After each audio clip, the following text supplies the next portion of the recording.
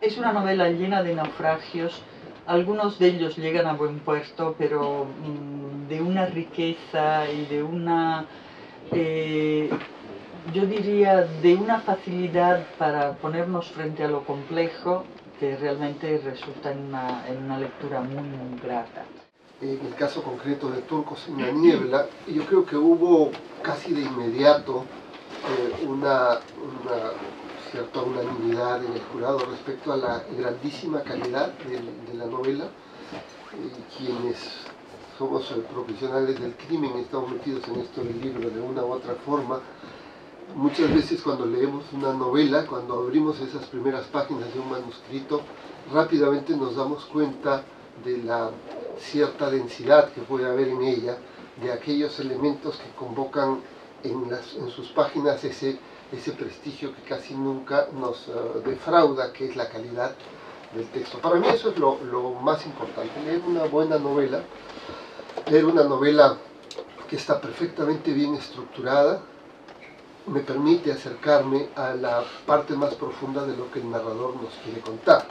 Y no entendamos densidad por dificultad, sino densidad por ese peso que yo creo que deben tener ciertas historias, y que está lejos de la solemnidad, porque en esta novela además se encuentra entre líneas, deslizándose siempre un sentido del humor muy fino, que hace como de contrapeso en estas cuatro historias, que son las que reúnen a los personajes.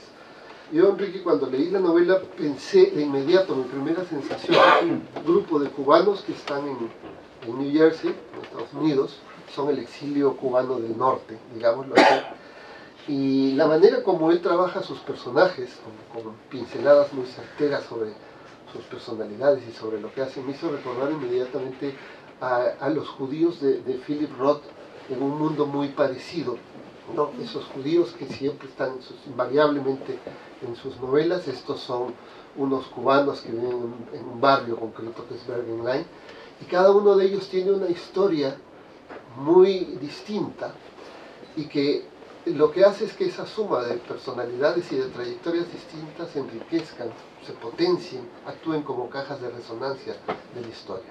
Cubanos en el exilio. Uno de ellos detesta haber nacido en Cuba, no hubiera querido ser cubano. Me hizo recordar a un amigo panameño, me dijo de pequeño su primera gran decepción fue saber que no era niño norteamericano. Este señor no quiere ser cubano. Bueno, y va contando sus motivos. Además es un finísimo crítico de arte, y le interesa mucho lo que ocurre, además en esta parte del Hudson, la pintura del Hudson. Hay una argentina que a mí me llamaba mucho la atención, nunca puede faltar una argentina, ¿no? Sí, además, que ha llegado a Cuba, que trata de imitar el acento. Eso debe ser fantástico escucharlo, ¿no? Una argentina no parodiando, sino tratando por subsistencia de hablar como cubana, ¿vale? Y que sin embargo poco a poco ese sistema opresivo que ha sido el sistema donde ella entra en la Cuba de Castro, la va alejando, la va haciendo cada vez más susceptible de lo que ocurre, y hace una especie de salto mortal y acaba, por razones que tampoco vamos a revelar, en los Estados Unidos. Está otro personaje que es el Tico, que es como la memoria oral y torrencial de los cubanos que viven en ese exilio, que se encarga de contar las anécdotas y lo que ocurre entre los habitantes de esa comunidad cubana tan al norte y a veces tan distante de lo que ocurre en Cuba, que parecen haberla borrado ya de su memoria. Muchas gracias a ti por presentar la novela de una mucho mejor que lo que haría yo. Muchas gracias a ustedes por haber venido. Yo no soy buen escritor de memoria estilo Gabriel Infante, que se quedó en los 50 y pudo hacer toda su obra prácticamente a partir de ese momento, ¿no? Yo no sé, necesito algo que me sea más cercano. Y en algún momento me di cuenta que no podía seguir escribiendo de Cuba. Y me inventé un super plan, ¿no? Para ya el resto de mi vida estar escribiendo sobre eso, que es una trilogía sobre la presencia cubana en la zona esta de Hudson.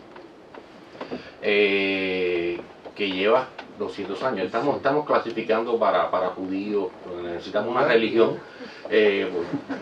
Martí es posiblemente nuestro Mesías más probable, pero igual no estamos. Y entonces, pero sí, desde el año 1823, 24, hay exiliados cubanos en Hudson. Y entonces, bueno, gracias a las sucesivas tiranías, eso ha sido una tradición que se ha mantenido en la zona. Y entonces, pero para escribir la historia que yo quería hacer sobre el siglo XIX, que era más hacia el final del siglo XIX, necesitaba más investigación. Entonces, mientras tanto, dije, bueno, vamos a escribir algo que me sea mucho más cercano. Entonces empecé con esta parte que es la historia de los últimos 40 años más o menos en esa zona. Y ahí lo que hago, lo estaba diciendo antes, hago lo que hizo Edward Hopper, el pintor, que en un cuadro, el cuadro más caro que ha vendido, $40 millones póstumamente, es un cuadro que es una esquina de mi barrio. Pero una esquina de mi barrio que si uno se para frente al lugar se da cuenta que girando 45 grados, ¿no? Está Nueva York, está Manhattan, una vista preciosa de Manhattan. Y entonces donde cualquier otro haría un cuadro sobre el perfil de Manhattan, él prefirió pintar esta casa más o menos fea, con unas hierbitas saliendo por la nada. Eso para mí es un gesto de independencia tremenda, ¿no? Es decir, ir contra lo previsible, ¿no? en esa mirada. Y entonces me interesaba esa mirada, la mirada de ese, no de esa esquina, pero sí un poco más de ese barrio, de ese mundo que es un mundo densísimo. Ahí hay presos políticos de 20 años, 25 años, o algunos de 10 que dicen, yo nada más que tuve 10 años preso.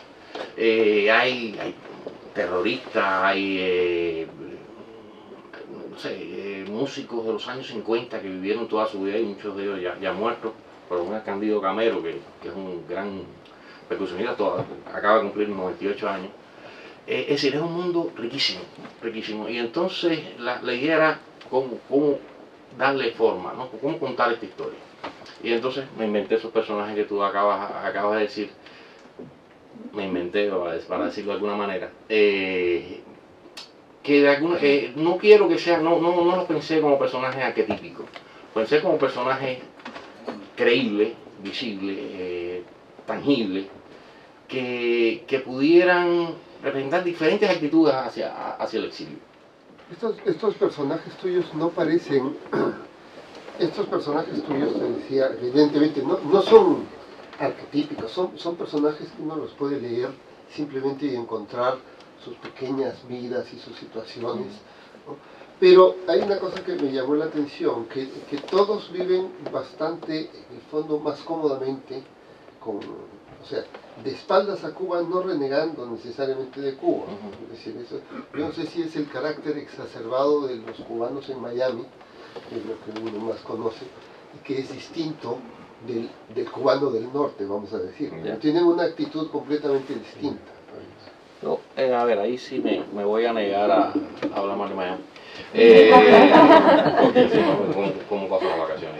No, en serio. No, es que lamentablemente hay un interés, no sé si de la prensa local de Miami o universal, de ofrecer cierta imagen. Es decir, yo no he conocido todavía una persona que rompa discos con una aplanadora.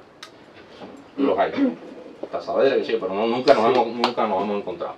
Y la mayoría, es decir, muchos de esos discos que ese grupito que son 5 o 6 se dedica a quemar para hacer protestas, los tienen muchos mayamenses en sus casas, ¿entiendes? Los escuchan, desde Silvio hasta lo que sea, ¿no? Entonces, en Miami hoy por hoy es el lugar, es decir, en Miami se oye más música cubana, de músicos cubanos que viven en Cuba, prácticamente, que en la misma Habana. Es increíble, todo, la cartelera mayamense cubana, de cubanos, sin contar los que residen en Miami, es impresionante. Yo no quiero desmarcarme de esa imagen porque yo creo que entre otras cosas, el exilio en general ha sufrido de esa tergiversación o de, digamos, un exceso de protagonismo. Tum pam pam tum pam tum pa tum.